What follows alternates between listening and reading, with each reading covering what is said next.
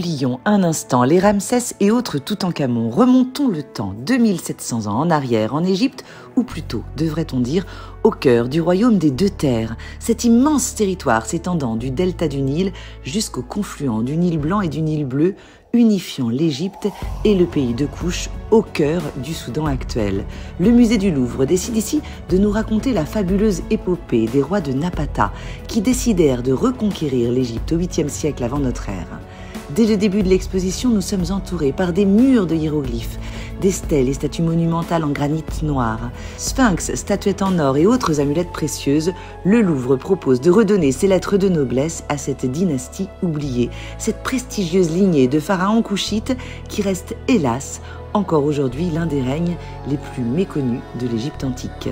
À la manière d'explorateurs, nous allons pouvoir découvrir des répliques inédites de pharaons de l'époque dont les vestiges ont été découverts lors de fouilles il y a 20 ans. Des fragments reconstitués par les archéologues qui ont imaginé à quoi pouvaient bien ressembler ces statues au sortir de l'atelier des sculpteurs couchites. Une traversée époustouflante de la vallée du Nil en cette année qui célèbre les 200 ans du déchiffrement de la pierre de Rosette par Champollion.